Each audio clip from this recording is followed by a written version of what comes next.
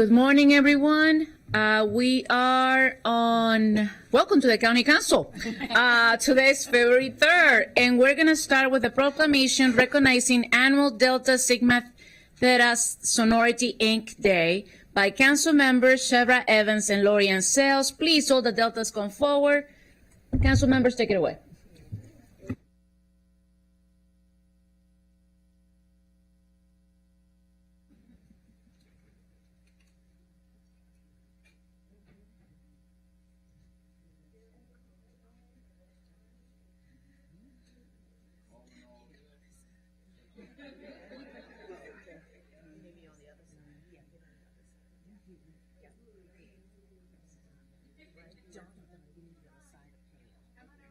Move over to the right. They say, move over to, okay.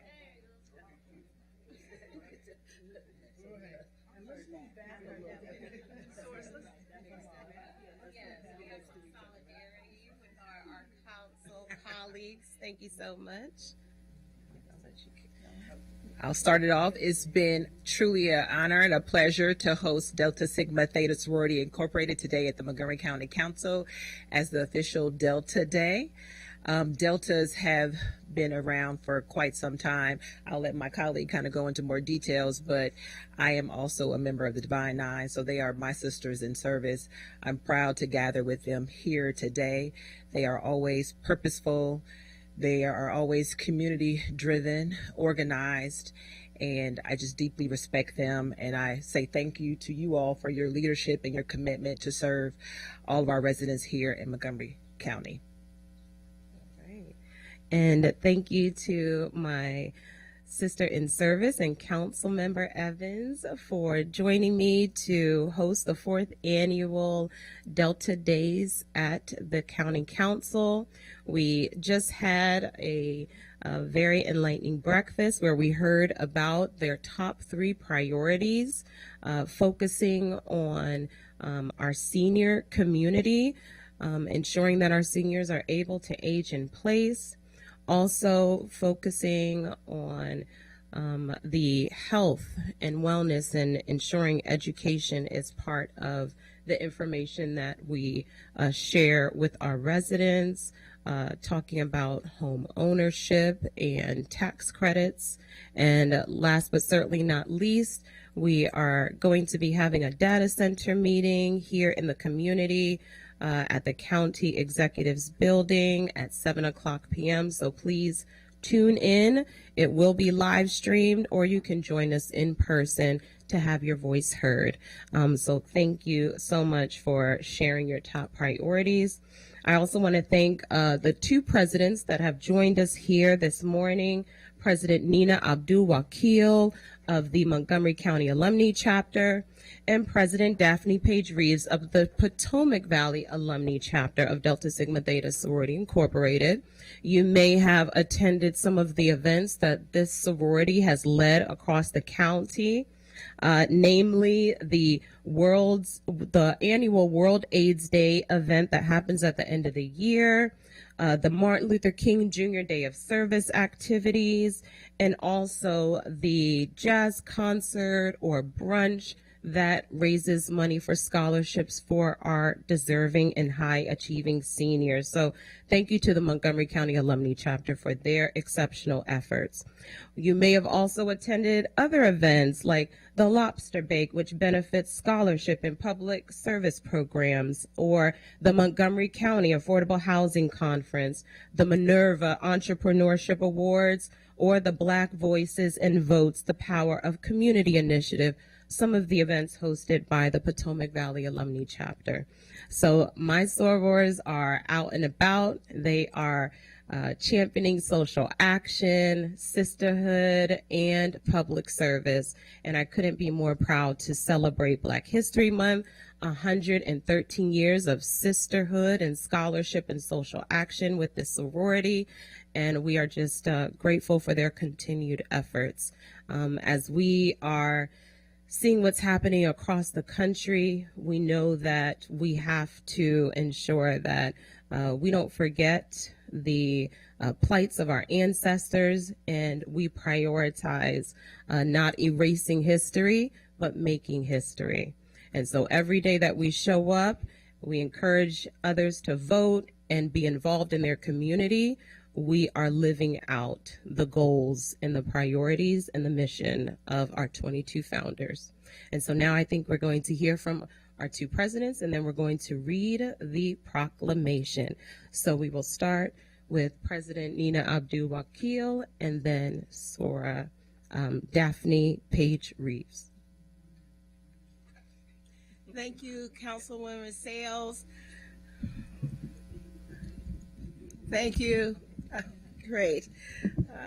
They're just too tall. It is my pleasure to be here and to continue the collaboration with the County Council, with the Montgomery County Alumni Chapter of Delta Sigma Theta Sorority Incorporated. We were established in the county in 1970, and we have been working for the community ever since. It has been our honor and pleasure to partner with you in so many ways to affect the lives every day of Montgomery County residents. From youth to seniors, we offer services and programs that support their lived experience, to elevate them, to elevate their families, to take them to a new height so that they can be productive, active, and engaged citizens in our county. This work is not light, and we are grateful that the county understands that, hears our priorities, works with us, and does the work. So thank you to the council. Thank you to Council Member Evans and Sales for hosting us today. And this will not be the last. It will be just the fourth Delta Days at the County Council.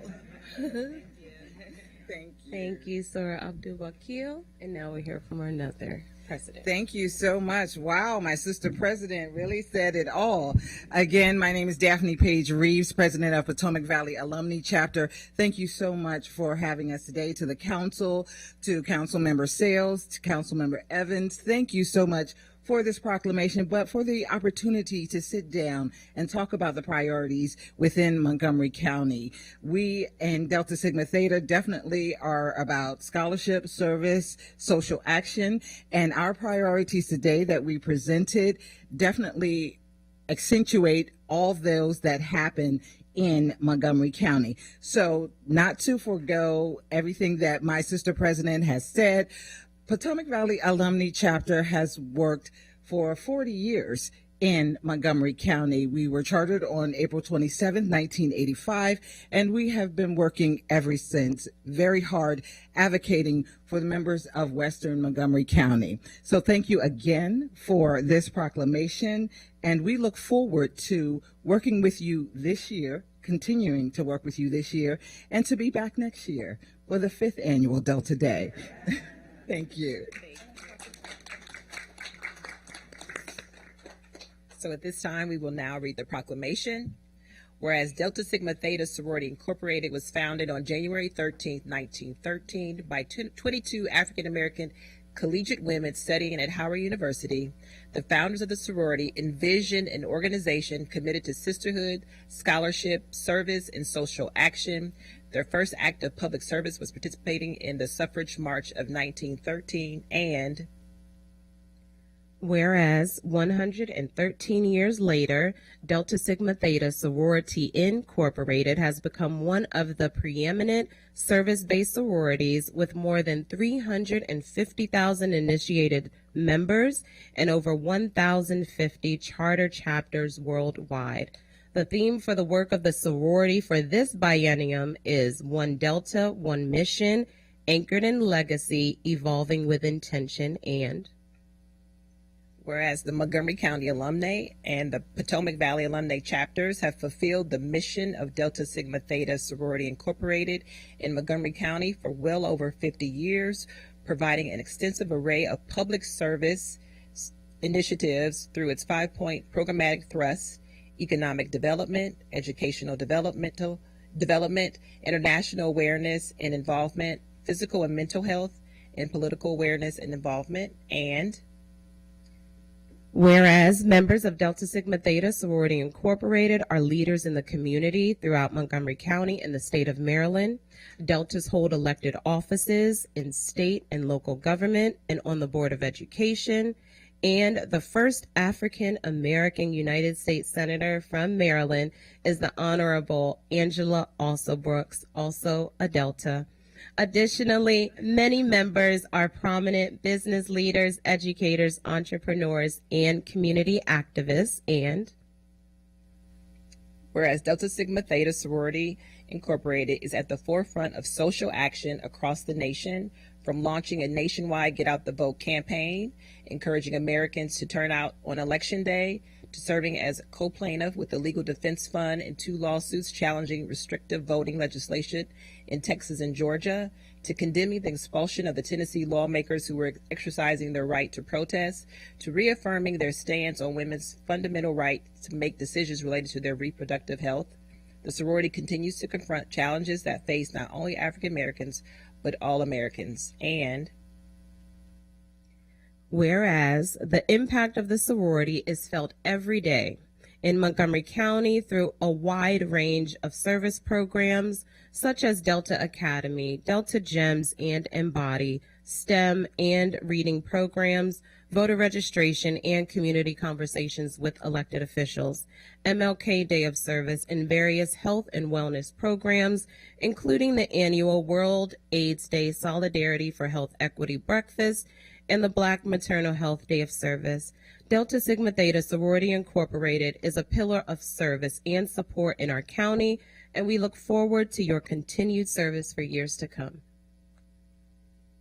now therefore be it resolved that the County Council of Montgomery County, Maryland hereby celebrates the Montgomery County Alumni Chapter and the Potomac Valley Alumni Chapter of Delta Sigma Theta Sorority Incorporated on the 4th annual Delta Day at the County Council, and be it further resolved that you have our commitment as partners in your ongoing efforts to improve the quality of life for all residents across Montgomery County. So it's presented on this 3rd day of February in the year 2026, signed by myself, Lori and Councilmember Lori Ann Sales, and President Natalie Fanny Gonzalez. Yeah.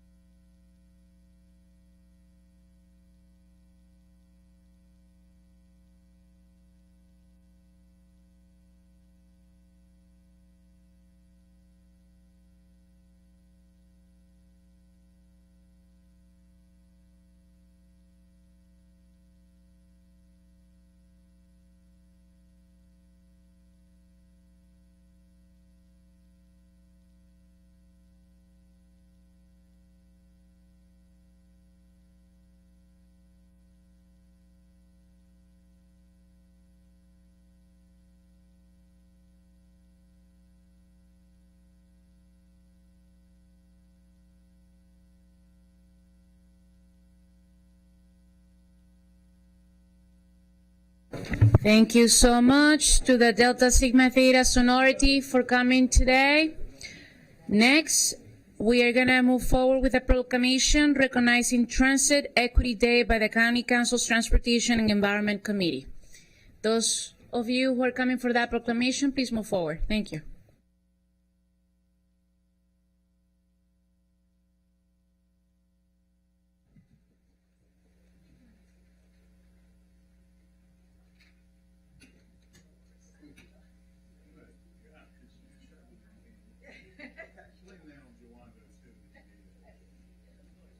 This is the first time Glenn's demurring. I know. Seriously, come on up. Little tired. Come on. Okay. I tell you. If you are here for Transit Equity Day, please come on down. As people are still in transit today. Notably, that's right. That's right.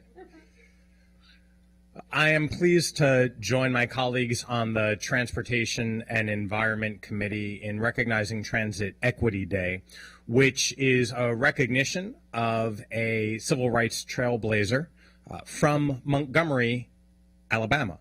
And that is Rosa Parks. Back in 1955, heroically, famously, not giving up her seat to make sure that everybody had equal access to public transportation.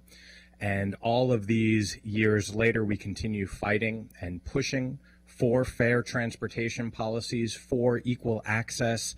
And here in Montgomery County, as of June of this year, we have fast, free, and frequent bus service. A continuation of that long struggle to make sure that cost is not a barrier to public transportation. And since buses have become free, ridership has increased 5.4%. And riders have saved about $1,200 a year because of our policy. And here in Montgomery County, we provide so many programs to help residents in need. We provide rental assistance, we provide health insurance, and sometimes we need to help people where they are at, and it's quite literally at the bus stop for so many of our residents. So I'm proud to be here with my colleagues on the Transportation and Environment Committee, and we'll invite them up, and then we'll have representatives from the Department of Transportation share some additional comments. So I'll go to Council Vice President Marilyn Balcom. Good morning, everyone. So I know that it's been a rough week for all commuters, and I just want to say thank you to our Department of Transportation, Director Conklin, for all the work that everybody's done this week. We're going to take a deeper dive into it this afternoon and talk about lessons learned. But as tough as it's been for commuters, the brunt of this has really fallen to transit riders. And when we look at the obstacles that transit riders often have to go through every day, this week has been a tremendous reminder of how important it is for the county government and the state government to pay attention to making sure that we have safe, reliable, convenient transit for everyone. And this is a good reminder. Today is a great reminder of that. So thank you. Hi, everyone. Kate Stewart, District 4 rep on the council. I'm so glad to be here today to serve on the Transportation and Environment Committee. And in particular, as Councilmember Sales just said, as we were doing the proclamation for the Deltas, too much in our country right now, we are seeing the erasure of history. Particularly history, Black history, which is American history. And today we are lifting up Rosa Parks. And we do this twice a year. On December 1st, the day, as Chair Glass said, she refused to move her seat. And we do it this week because tomorrow is Rosa Parks' birthday.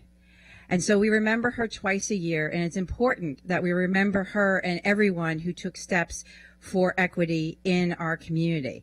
And as we talked about, as the Chair Glass mentioned, we do have free ridership on our buses, which is terrific. And this council, and I want to say thank you to Director Conklin for all his work in our regional efforts to make sure that we have sustainable funding for our WMATA system, for our metro buses and our metro system, because without a strong transit system, we cannot have transit equity. We cannot ensure that people are able to access and get to where they need to go, to doctor's appointments, to visit relatives, to work and school, and all those things. So thank you to my colleagues on the council and to everyone who's working for transit equity. And as was noted, this is a partnership, and now I'll invite the Department of Transportation to provide some comments. Director Conklin, start with you. Well, thank you so much for inviting us to this today. It's really important that we commemorate the role of transit in lifting up our community and providing access to opportunity for all. I want to talk about a couple of things. One, in terms of our operation, we're providing more service, safer service, better quality service, and more people are using it than any time in the last 5 years. And I think that's a hallmark of the investment Montgomery County makes in making sure all of its residents have access to opportunity, those in particular who don't have cars or unable to afford cars and need these services to get to work, to school, and to other things they need. Secondly, I do want to stay on theme and talk about the response during this weather condition. Montgomery County made it a priority to keep this service operational to the maximum extent possible throughout the duration of this storm. We provided more service and better service throughout the duration, both during the storm and after the storm, than any other provider in this region. And some may ask why we did that, because probably not that many people are using it. The reason is because the people who are using it needed to use it. They needed to be somewhere for work, They needed to fulfill their own responsibilities. They needed to get to shelter. In fact, I encountered one of these people on Sunday night. And it was essential that we provide this essential service to the maximum extent we could, given these circumstances. I also want to comment on access to these during snow. We made an extra effort with our highway services crew to clear access to bus stops through the massive glaciers that are in between the bus stop and the road. There's no small feat, and I really want to thank our partners at Metro who reached out to us over the weekend and said, how can we help, and deployed their own crews to come and help clear bus stops in Montgomery County. So there's really a big effort on making sure that this component of the transportation system was as accessible as that people use their own private means to take advantage of. So thank you so much. Sam Oji, Deputy General Manager, Division of Transit Services. I just want to use this opportunity, based on what you just heard from our director, to recognize all transit employees who have had to come in sometimes 2 in the morning to ensure that we meet services, that we don't miss any rides, considering the people that depend on us to get to from point A to point B. So I'd just like to recognize my colleagues who are the transit employees on this day. Thank you, everybody. I think that's a great note to end on, making sure that everybody recognizes and appreciates our hardworking staff who work overnight, who work throughout the day in freezing temperatures, and who have had to battle the burns and the glaciers that have been created because of this historic snow and freezing cold situation. So with that, we will read the proclamation. County Council, Montgomery County proclaims proclamation, whereas February 4th is nationally recognized as Transit Equity Day in honor of Rosa Parks, whose courageous and nonviolent refusal to give up her seat on a segregated bus in Montgomery, Alabama, affirmed the fundamental principle that access to public transportation is a civil right. And whereas the ongoing effort to advance transit equity reflects Montgomery County's commitment to ensuring that its public transit systems are inclusive and designed to meet the needs of all residents, regardless of race, ability, or income. And whereas the median household income in Montgomery County is over $125,000, while the median income of ride-on customers is estimated to be $45,000, underscoring the importance of equitable transit access for residents with lower incomes. And whereas Montgomery County advances transit equity through programs that expand access and affordability, including free ride-on bus service, a free connector ride referrals, and subsidized call-and-ride taxi service for seniors with lower incomes and adults with disabilities. You want to bring it home? There we go. Whoops. Sorry.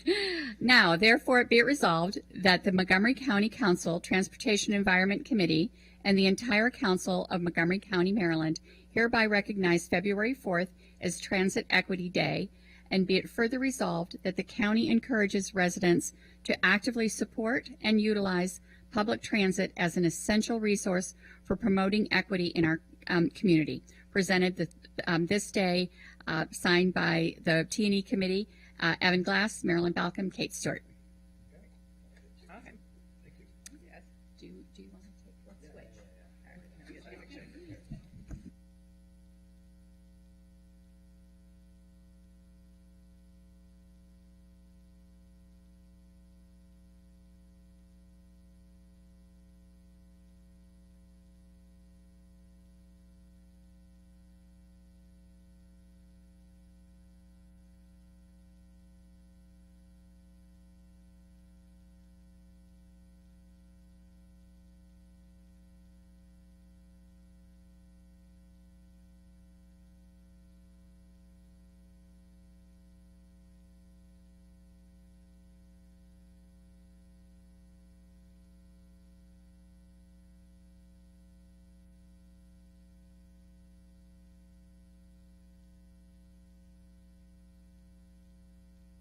Thank you so much to the T&E committee. We will move on to general business. Madam Clerk, would you please chair today's announcements? Good morning. The council will receive testimony on the FY27 capital budget and FY27 to 32 capital improvements program on February 9th, 2026 at 1:30 p.m. and 6:30 p.m. and on February 10th, 2026 at 1:30 p.m. and 6:30 p.m. at the council office building. Those wishing to provide testimony must register in advance on the council's website or by calling 240-777-7803. Registration will close this Friday at 12 p.m. Thank you. Thank you. There are no minutes for approval today, so we're going to move on to legislative session. We have agenda item 1, which is introduction, expedited bill 6-26, fire and rescue services, emergency medical services insurance reimbursement program, use of revenues. Lead sponsors are council members Lutke, Katz, and Mink. Co-sponsor, myself, Natalie Fanny Gonzalez. A public hearing is scheduled for February 24th, 2026 at 1:30 p.m. Is there anyone from, yes, Councilmember Katz. Thank you very much, Madam President. Expedited Bill 626 is being introduced today with Councilmembers Lukey and Mink and myself, all of us being on the Public Safety Committee, and we are all co-lead sponsors. And first, as we begin, I want to thank Ms. Wellens for working with us to come up with a very good bill. This bill would amend county law to permit an authorized local fire and rescue representative, which we also call LFRDs, to receive emergency medical service transport, which we also call EMSTs, reimbursement funding within certain permitted uses.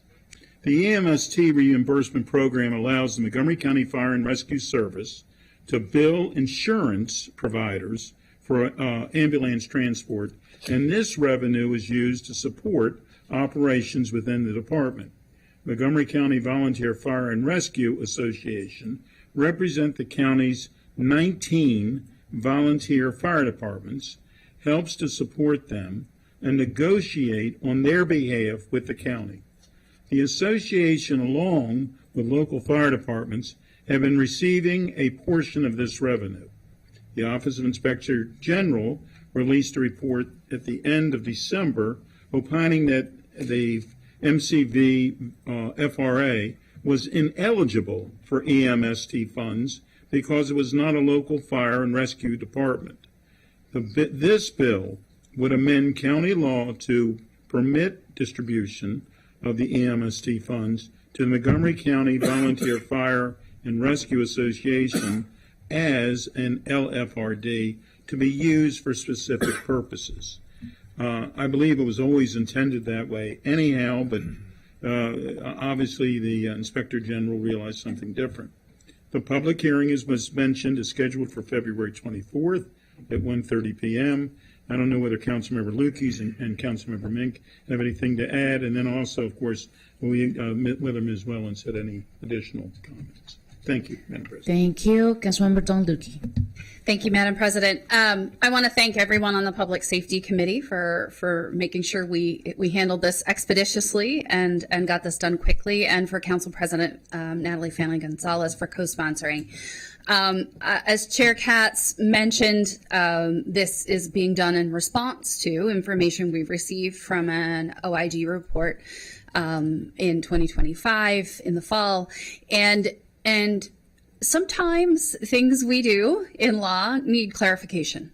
Sometimes things we do need to be spelled out differently so that there's no ambiguity about the intent. And this had been the practice of Montgomery County and had been the way that we have been appropriating funding to our volunteer fire and rescue organizations for some time. And this simply makes it clear that that is to continue our intent, to continue to engage in that, and that this is the mechanism by which it will be done.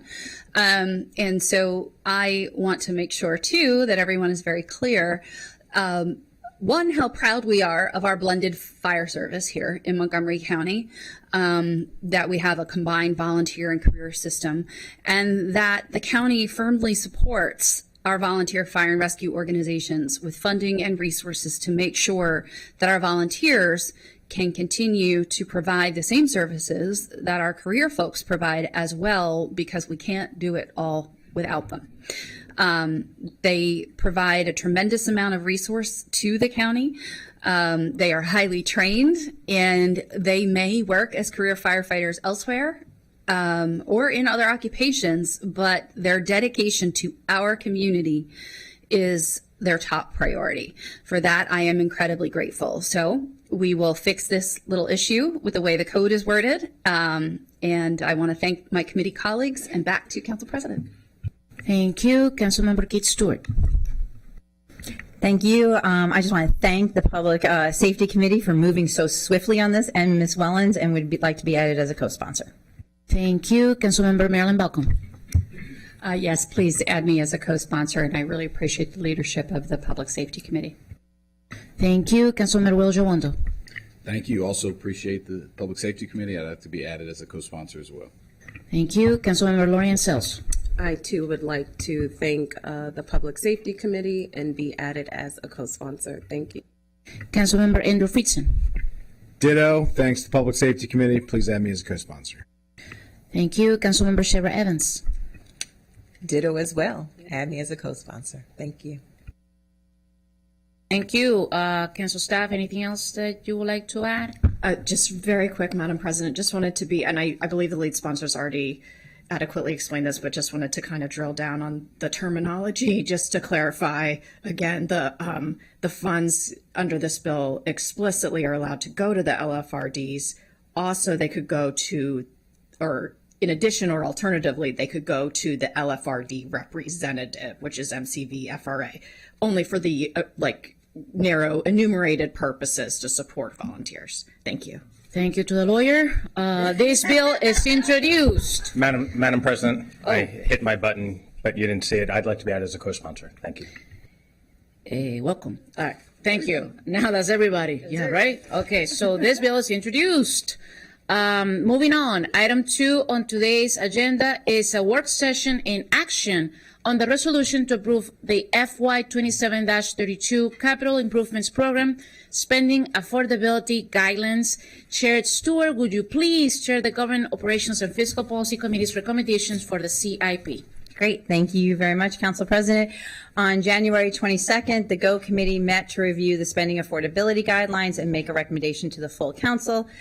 As a reminder, the SAG is based on affordability, and we consider several fiscal and economic factors to determine what is affordable by the county and its residents before adopting the guidelines. The benefits of having the SAG are twofold. First, it enables strong fiscal policies and adherence to them that has enabled the county to maintain our AAA bond rating, even as we see our close neighbors losing theirs.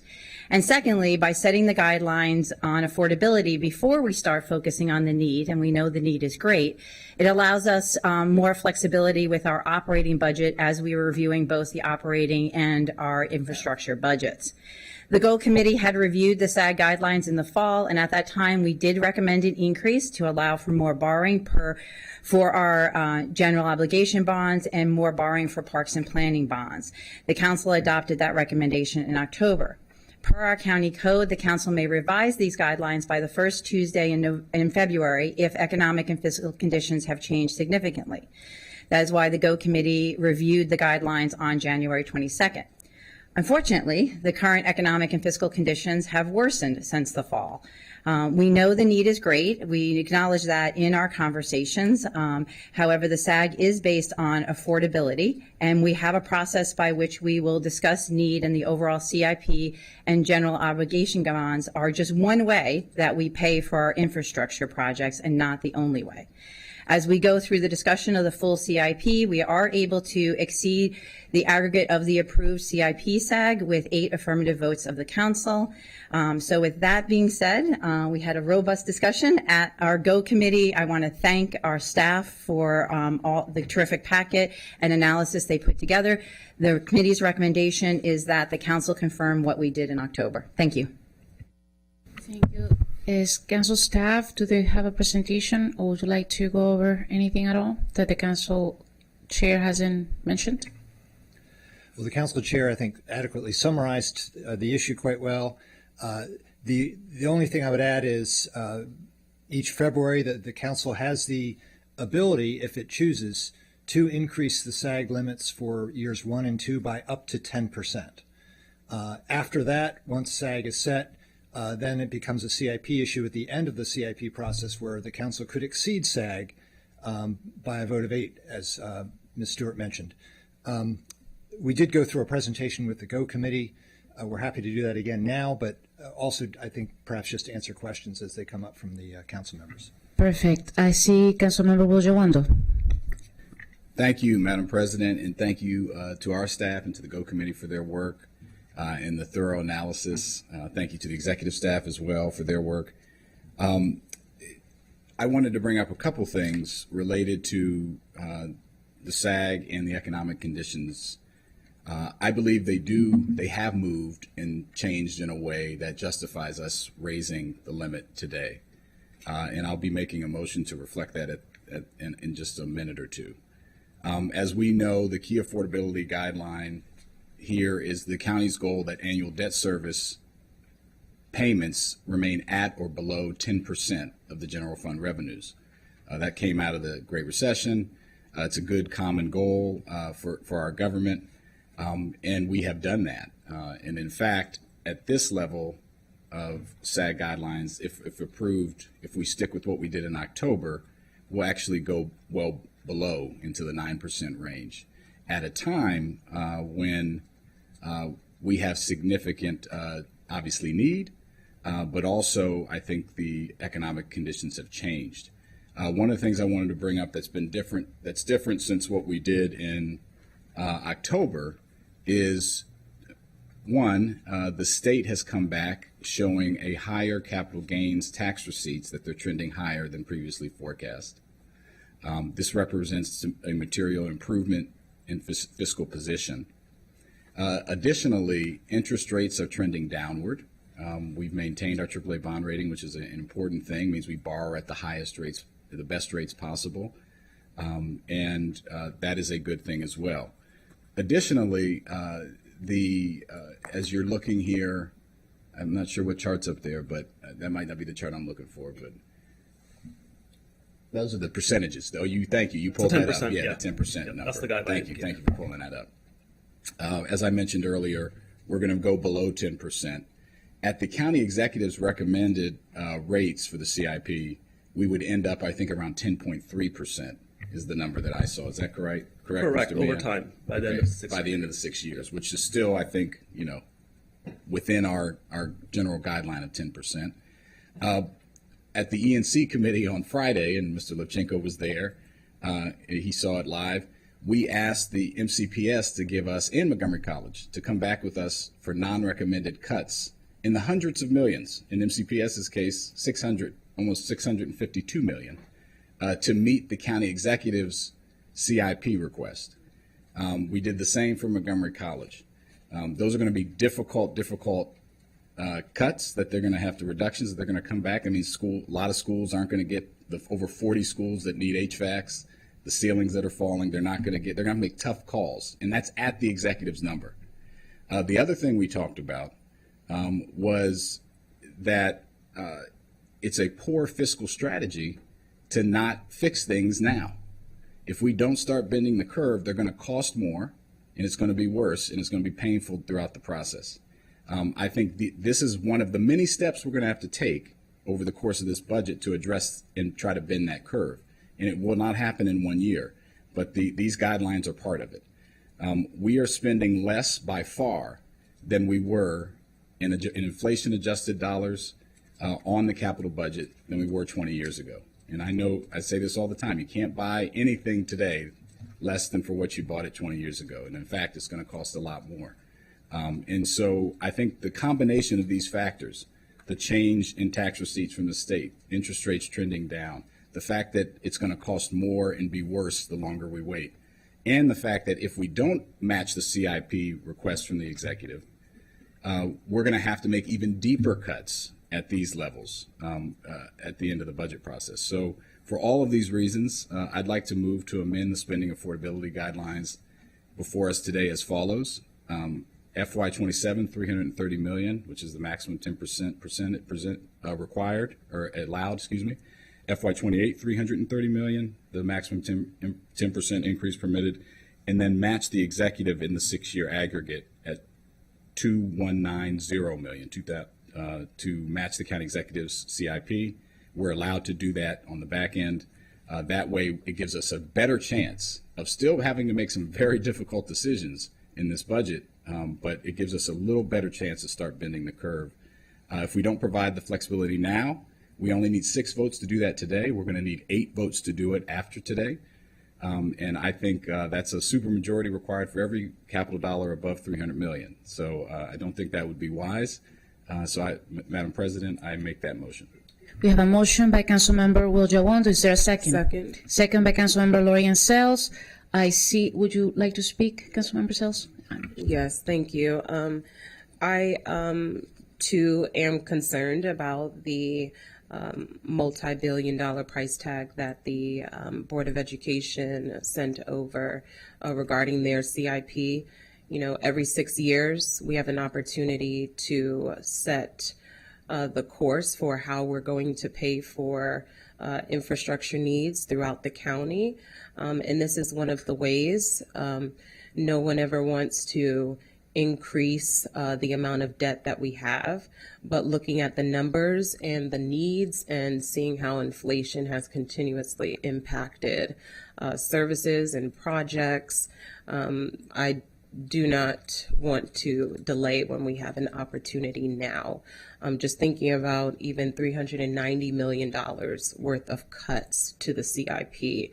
And I didn't even get to hear the list of recommended cuts that, you know, our educational systems are going to have to make. This is going to be a tough budget year.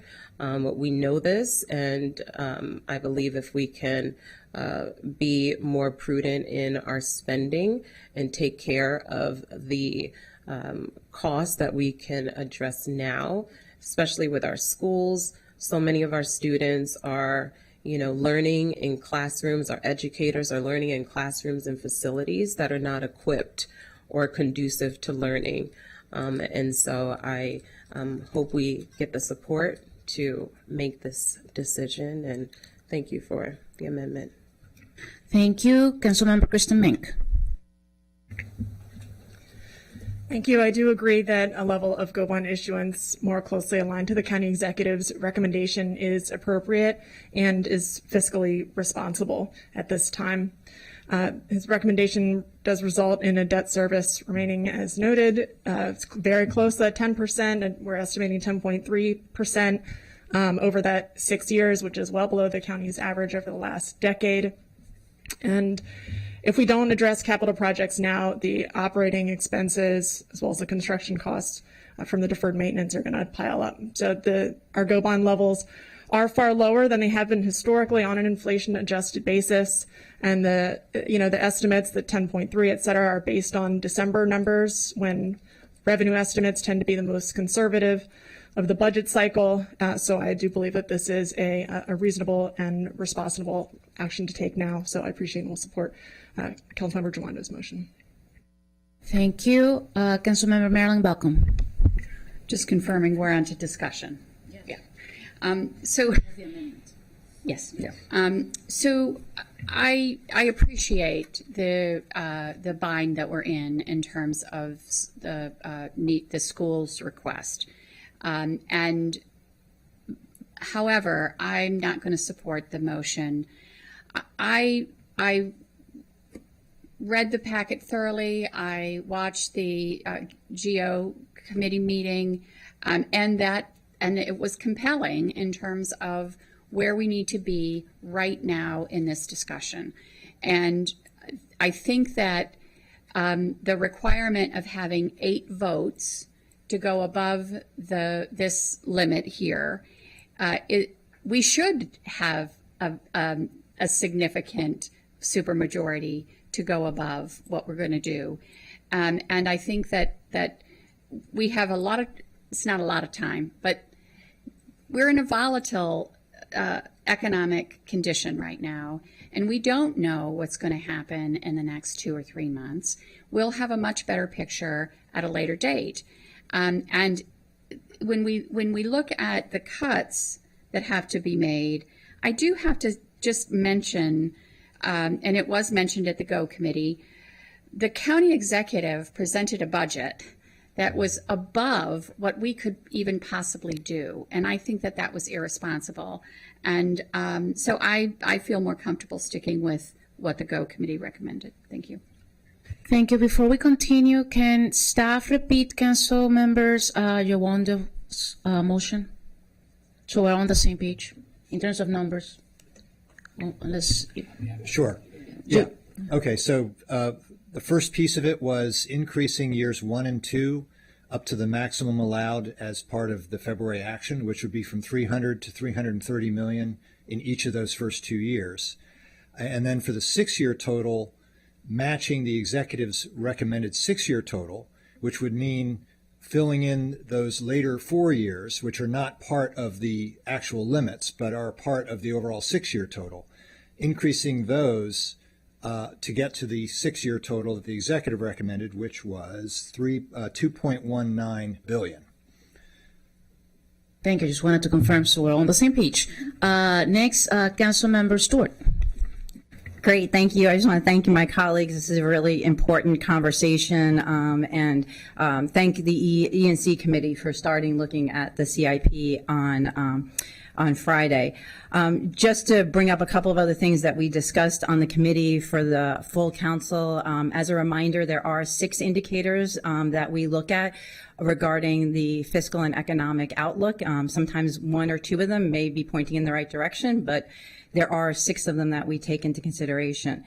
Also, I'm going to channel my colleague on the GO committee, Councilmember Katz, who always reminds us that debt service is the first thing we need to pay out of our operating budget. And so as we're looking at increasing our debt service, we just need to remember that that takes money out of our operating budget and ties our hands as we're thinking about the flexibility. So that is one of the reasons why, even though we are facing great need right now, the GO committee recommended we keep these guidelines where they are, and we have a conversation about need when we have both the operating budget in front of us as well as the infrastructure budget, so that we can look at and have flexibility going back and forth. And as a reminder that general obligation bonds are just one way that we fund the CIP. If we find that we're going through the operating budget, that we do want to put more money into the CIP, we can also increase PAYGO as well, and that does not tie our hands decades into the future. I agree, the need is great. We're not going to borrow, as Councilmember Jowando said, our way out of this. We need to be looking at how we're funding our infrastructure, and that's one of the reasons why we have our infrastructure working group that is going to be providing the council recommendations on this. So just wanted to bring up those few other points that the GO committee reviewed, and again, really respect and thank my colleagues for this conversation. Thank you. Councilmember Lorian Sells. Yes, I didn't thank the GO committee for their calculations, but it's not just about the schools, it's other capital projects that will be impacted. And so that's why I was supportive, but I am looking forward to changes in PAYGO if this doesn't pass. Thank you. Councilmember Donluki. Thank you, Madam President. I don't support the motion. I do support the GO committee's unanimous recommendation. And, you know, we've had to have a lot of really tough discussions with MCPS about the schools and about the current state of those buildings. And I recall recently having to explain this whole situation of the funding and the building and the logistics. And I'm going to focus on that word because I explained the borrowing piece and the payback piece, and it's not that if all the money in the world dropped out of the sky today that all those buildings would be fixed. Because if you talk to MCPS about the sheer logistics of it, and you sit with anyone from MCPS talking about their capital budget at any school where the PTA is there and they are trying to ask questions about how is this going to happen and when is it going to happen, There are so many unanswered questions that have nothing to do with money at all that we need to work out during this budget session, that they need to come to the table with. And I, for one, absolutely want to get these things straightened out. But I heard from their own lips when asked if we could get you all the money right now to fix, for example, Sherwood High School's HVAC system. They said, well, it would take at least 18 months to start it, and then it takes 4 years to do it. Okay? I want that to sink in. Because what the public wants and what parents want, and I'm saying that because my kids are in these schools, is for stuff to get done. But I'm not paying for it until you tell me how you're going to get it done. Right? And that's the problem. So I concur that there are ways to deal with this down the pike through this budget system, but it doesn't mean we change the GO Committee's recommendation now. We stay with the current spending affordability guidelines. Thank you, Madam President. Thank you. Councilmember Evan Glass. Thank you very much, Madam President. I appreciate the GO Committee's work on this, and it is an absolute statement of fact that the money we have allocated for our capital infrastructure needs over the last number of years and decades are not meeting the demands of today. That is absolutely true. And so I appreciate the recognition that we do need to increase those limits. And the question is, how much do we increase those limits by?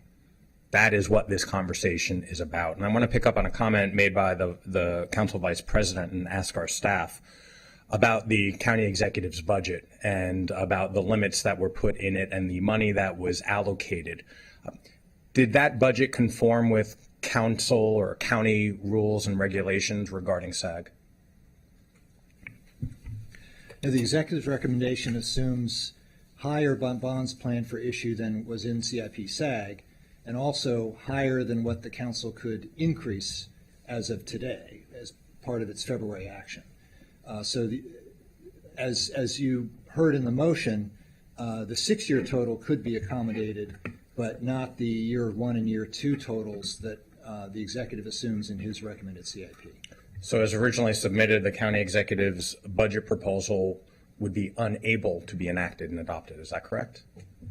The council would have to exceed SAG as part of its final CIP actions with 8 votes. Great. Thank you. I think that's really important because the best way we solve these problems is by working together and determining how much we need to put in the capital budget and what that offsets mean in the operating budget. And as has been noted, we are going to experience a very tough operating budget. We will learn the details of that on March 15th, but already in Annapolis, they're dealing with a $1.5 billion budget deficit. And when I was in Annapolis on opening day, I congratulated the speaker, and immediately after I congratulated the speaker, I asked her to please be kind to the counties. We'll see how much Annapolis and our partners there defer some costs to the counties, but that is still unknown at this point in time. And so there are a lot of budgetary unknowns, but it does not disabuse the fact that there are real capital budget problems. And I want to pick up on a point that was just made by Councilmember Luedtke. As I see it, there are 2 issues with the capital budget. One is the loss of purchasing power. Again, that's central to this discussion. But there's a bigger issue at play as well. And that is particularly with our school system. We never received accurate and transparent budgets that reflected the needs, growing needs, real needs of the school system. And these HVAC systems festered and failed for years before they were addressed. That's the problem we're trying to correct. And as we are dealing with this budget and the amount that we are going to take out in general obligating bonds and the interplay that has with our operating budget, we need greater budget transparency within our school system, within county government, so that everybody, particularly the council, understands what the true needs are and we can plan for them. Until we have that true partnership and true understanding, I am supportive of the committee that we do need to increase our CIP to provide some of those needs, but we also need to do a better job of working with MCPS and our other partners to do a better job planning for the future. Thank you, Madam President. Thank you. Before I turn it to Councilmember Katz, I wonder if Director Silverman has any remarks or any comments in response to what you're hearing? Oh, sure. Thank you. Rachel Silverman with the Office of Management and Budget. Thank you for having us today. I do just want to reemphasize that although there has been some moderation in terms of the revenue forecast, drilling down again, that this is within a 0.5 percentage of that key 10% indicator across the 6-year period. It does represent a substantial improvement over the indicator from our prior positioning, and that if this recommended GO bond level is not approved, in addition to the $390 million, the total adjustment that will be required to the CIP is closer to $460 million due to our inflation and set aside requirements. So I do appreciate the time here, and we're also happy to answer any questions. Thank you. Councilmember Katz. Thank you very much, Madam President. I was quoted earlier about the first thing we pay is the debt. The other thing that I can quote myself on is that when I ran the first time, if I kept saying that if debt was a department in Montgomery County, it is not, but if it were a department in Montgomery County, it would be the third largest department that we have, and it scares me to death. We have over time, through a lot of hard work, have gotten our debt down, and I guess it was the 280 million figure, if that sticks in my mind. And when we had the discussions in government operations, I thought we should stay there. I thought that we've worked hard to get there, let's stay there. But after good discussions, I thought, well, 300 million becomes the best figure. I have always believed that using debt as a solution it does get you something now, but it means you're going to pay for it much more along the way because of the debt over the years. I know many people who their own personal finances have said, I'll put that on Visa, and of course they pay the minimum and they're always in trouble. I obviously will not be supporting this motion. I believe that if things change, that to the Vice President's point, that it should take 8 people to decide this, and then those discussions could be had at that time. But at this time, what the government operations, and which I'm on that committee, the government operations came up with, I believe is the right number. Thank you, Madam President. Thank you. Councilmember Andrew Friedson. Thank you. First of all, just want to appreciate staff for really impressive work, and also want to thank the committee, my former committee. I was part of this process in the fall, have changed committee assignments, but really appreciate the newest committee member and the unanimous vote of the committee members on this. The fundamental question here is whether or not we are going to increase debt beyond the increase that was already voted on in the fall. There was a modest increase that was thought to be fiscally responsible that I supported strongly and championed at the committee in the fall. The council ultimately agreed upon that modest but fiscally responsible increase to reflect the fiscal conditions and the economic conditions. The question that the committee faced and voted unanimously on, the council now faces, is whether or not the fiscal and economic conditions today are dramatically better than they were in the fall when we made that decision. I don't think there's any person who could seriously and credibly suggest that the economic and fiscal conditions today are dramatically better than they were in the fall when we made this decision as a council. That is the decision before us. The other decisions that we have are what the needs are, which are huge and which are significant and which have been discussed here at length. There are other options that we have, and there have been other options that we have in addition to the debt in order to pay for those needs. One of them was a suggestion that this council made a couple of years ago to add additional cash into the capital budget, $80 million in PAYGO. The county executive rejected that and decided to use that money for ongoing expenses in the operating budget, which increased the structural deficit and the fiscal challenges that we currently face. We are going to have to make tough choices moving forward. There is no doubt about that. But the question before us today is whether or not we should further increase our debt at a time when the fiscal and economic conditions are worsening, not improving, and where it wouldn't be credible to suggest that things have gotten dramatically better since the fall. So I will support the committee recommendation, really appreciate the thoughtful work. I recognize fully that we have very difficult and challenging decisions ahead, and we need to make sure that we make those decisions accordingly. Thank you. Councilmember Shara Evans.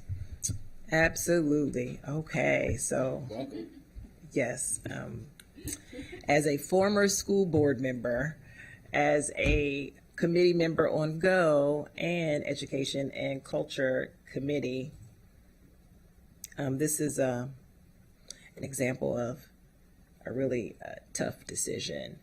So I do, serving on, I'll start with GO. Serving on GO, I did raise my hand to support the limit that we put in place. And I still support that limit. As a former school board member, we just sat here last week listening to Dr. Taylor, discuss the CIP needs.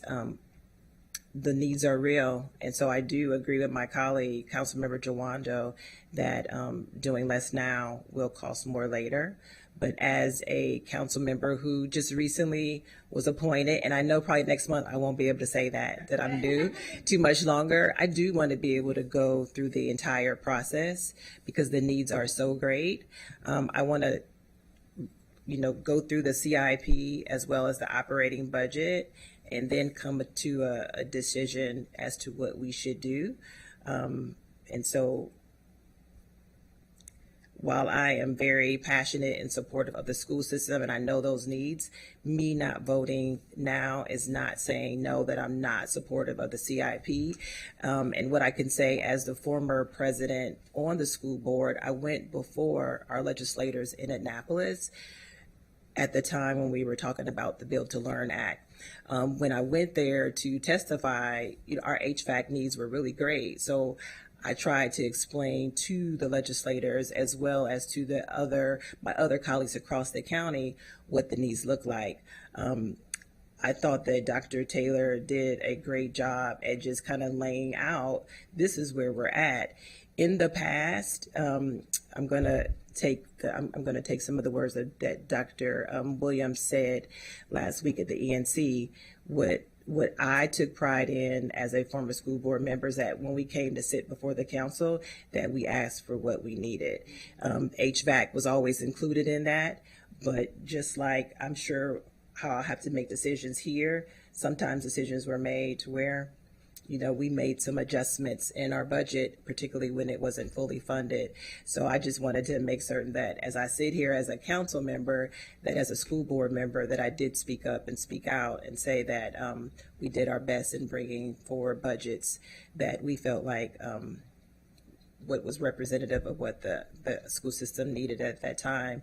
And as a council member, I will try to work I will work and collaborate with the school board to make sure, and the superintendent, to make sure that things are crystal clear. Because I do know that sitting on this side, it's a little bit different to dissect the budget, but I do know that they are good people working really hard to make sure that their efforts are reflected in their budget. But I wanted to go on record to say that I appreciate all the different perspectives that are here on the council.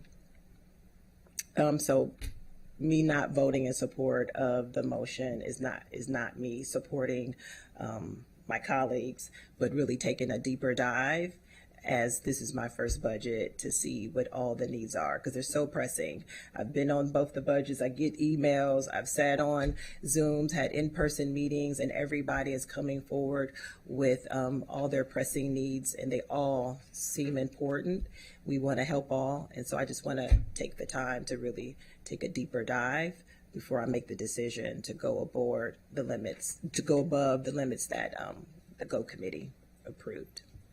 Thank you. We have a motion and a second. I'm gonna give I'm gonna give the last word or two to Councilmember Jawando and then Councilmember Lori Sells, and then I'm gonna ask for a vote. Thank you, Madam President. This has been a great discussion. I appreciate all my colleagues chiming in on it. And I've been listening intently, and I just wanted to make a couple points as this is the beginning of a process, not the end. And I appreciate Councilmember Evans' point there. I'll take that as a half vote, a half victory there, that we might have hope for another day. But one thing I wanted to ask Ms. Silverman and council staff, if they wanted to chime in, was on the fiscal and economic conditions piece that's been brought up. I made a couple of points of why I think it has changed. Could you speak to anything that you want to raise regarding that? Obviously, the macroeconomics of the Trump administration are horrible, but we're making this on a very specific set of indicators, some of which have changed since we moved in October. Yes, thank you. So in September, September when GEO first took a look at the indicators, and then the full council affirmed in October, we had only had 6 months of the Trump administration and all of the shifts that came along with that. And in addition to what the indicators looked like at that time, there was sort of a wait and see, let's see how things are unfolding. At the time of the December update, things were modestly moderated in terms of the revenue projection for the general fund, which impacts that 10% indicator. Population had increased, and so the measures that are related to population did actually improve. But the indicator that most people key into here is the 10%, and so that's where most of the focus has been. I think things are not as bad as people had anticipated they might be at this point, and December is a point in time. As you're seeing, these indicators are constantly changing as the Department of Finance takes in more and more information on our revenues. And so, the revenue picture will look still different in March. And it's not totally clear how different they will be at this point, because we're still waiting for information from the state. So I would say that we have a little bit of a clearer picture than we did at this time in September. I think things are looking more stable than they would have at that time, but the economic picture continues to evolve. I appreciate that, and obviously I know it's an art, not a science here, but even though there are some indicators. The other point I wanted to make is AAA bond rating means we borrow at the best rates possible, correct? Right? Yes. And rates that have been trending downwards, hopefully will keep trending downwards. The other thing is the cash versus the pay-go. Cash pay-go versus taking on debt. Again, this is a puzzle that it all fits together. But obviously, if we put more cash in, that comes from people's tax revenue. That's less things we can spend on other programs, food, whatever. Go down the list of needs. And so there is a trade-off there. One of the reasons I think all of us understand we have to balance this. But if we put more cash into the CIP to build things, it means less programmatic at a time when we know the worst impacts of the big ugly bill are kicking in November, and I am not eager to have to make those cuts that we are going to have to look at. And then the other thing is taxes, right? This is a way of increasing our spending capacity without increasing taxes on residents. We still may have to do that, but I think it's going to be very hard to sit here as we go through this process if we're saying we don't want to raise the debt that we're taking on when we borrow at the highest rates and things are more stable than we thought and interest rates are trending down and we're getting more income tax capital gains revenue than we thought we were, and we're against raising taxes to pay for anything. And then that's a tough place to be in at a time when the wealthiest among us are getting huge tax breaks. So it's all connected. And I think this is a key point in time. I know this is the beginning of that conversation, but for our public, I think that's important. And then the final point I want to make, transparency in MCPS is here. This $5 billion request is as transparent as it's ever been. A couple years ago, when I took over as chair of E&C, we started including the actual maintenance charges in the out years of the CIP, which were not being included. They were just doing it. We took that step. I think we've made dramatic progress. And some might argue it's too transparent because now we're seeing what the need is. And everyone involved, previous councils, previous school boards, previous superintendents, enabled where we are today. Because it's like a child that doesn't want to come to their parents because they know the PlayStation costs too much, so they don't ask for the PlayStation. And so they just ask for something that's a lot cheaper. And everyone played that game for a long time. And thank goodness we're not playing that game anymore. We have to pay for what we need, and that's kind of where we are. So thank you, Madam President. Thank you. Can council staff please display table 3? And let me just remind people there are less revenues available to cover debt service today. That's the situation that we're facing. As you do that, I'm going to ask Councilmember Lorian Sells to make her comment, and I really want to have a vote very soon. Just keep that in mind. Just very briefly, I wanted to second Council Member Jawando's amendment just to have the conversation. I'm glad we had the conversation. It doesn't look like it's going to pass, and so I'm looking forward to more discussion around this and ensuring we focus on our capital needs now. We're going to have a lot of difficult decisions to make in the coming months, and so thank you, everyone. Thank you. It's April page 6, by the way. Councilmember Gates Stewart.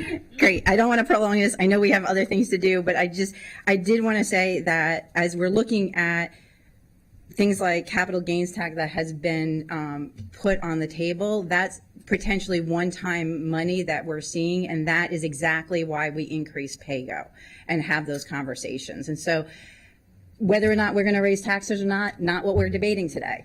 That will come in the spring when we're looking at need, and is exactly the reason why the Government Operations Committee is recommending we stay at the current guidelines, because we have not seen a marked increase in a positive direction. We can say they stayed the same.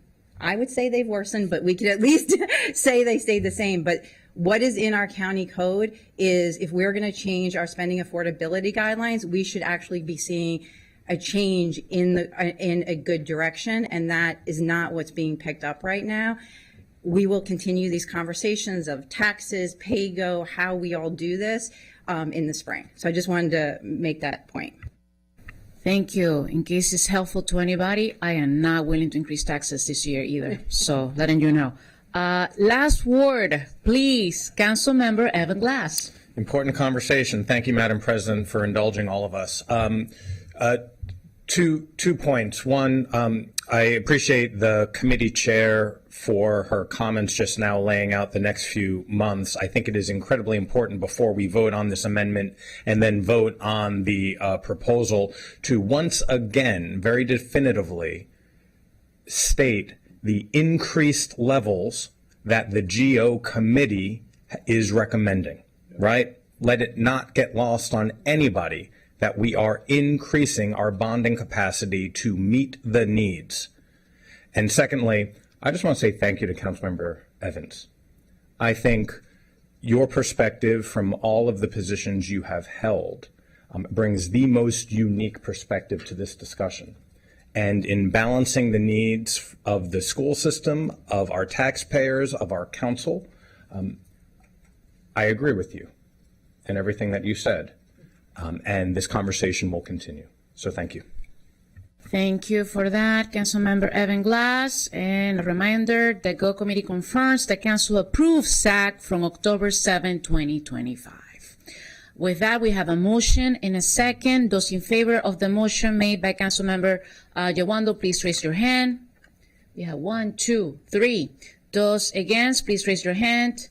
1, 2, 3, 4, 5, 6, 7, 8. The motion fails. Is there anything else from council staff before we move on? Sure. I just want to add the discussion has been on geo bonds. We do have parking planning bonds also as part of the SAG. Those were increased in October, and the the executive is matching what the council's actions were in October, so there's no issue at play with those. With that, we have a recommendation from the Government Operations and Fiscal Policy Committee. Those in favor, please raise your hand. It's unanimous. Moving on, we have next for the council's consideration is the consent calendar. Before we take action on the consent calendar, I would like to speak about item C, action on a resolution to endorse the DMV moves plan for transit in the National Capital Region. As you all know, we had a presentation from COG about 3 weeks ago, I want to say, recently. And they have a resolution. We shared the resolution with all of you, as well as the chair of Environment and Transportation in the Maryland General Assembly, State Delegate Corman, and also with the Department of Transportation. And I think at the end of the day, it's safely to say, because we have this resolution, that we do want to create a sustainable funding model and unified vision for the region's transit network, and that actually is connected to economic development too.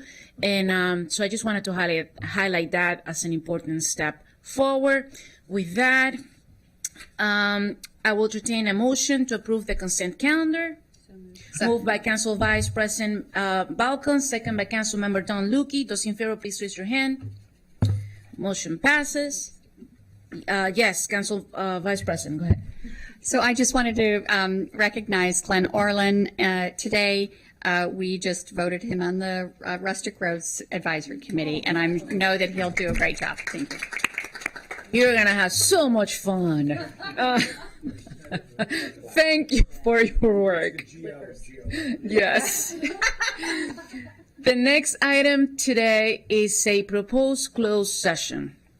The council intends to meet in closed session to discuss the appointment, employment, assignment, promotion, discipline, demotion, compensation, removal, resignation, or performance evaluation of an appointee, employee, or official over whom it has jurisdiction under Section 3-305B1 of the General Provisions article of the Maryland Code. The topic is the interview of applicants for a position at the Office of Zoning and Administrative Hearing over whom the council has jurisdiction. Is there a motion to meet in closed session? So, moved by Council Member Yawanda, second by Council Member Don Lukey. Those in favor, please raise your hand. It's unanimous. The council would meet in closed session in the council conference room on the third floor right now, and the council will return to our open session at 11:30 a.m. to celebrate Black History Month. We'll be back.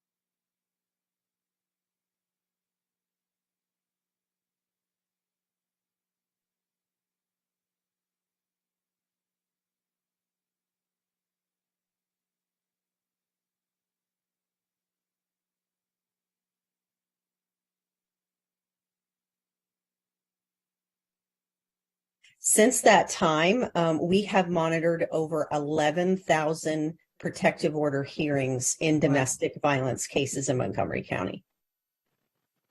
So what is the importance of having advocates for the survivors in the courtroom? Well, we don't actually advocate for the survivors. We are court monitors. And the importance being is that we are the only agency in Maryland who does this type of work. So without our volunteers in the courtrooms, there is no way for the community to know whether, for example, staggered exits are being implemented. And what do I mean by staggered exits? Staggered exits is a nationally recognized best practice where a petitioner or a victim seeking a protective order is allowed to leave the courthouse 15 minutes before the response.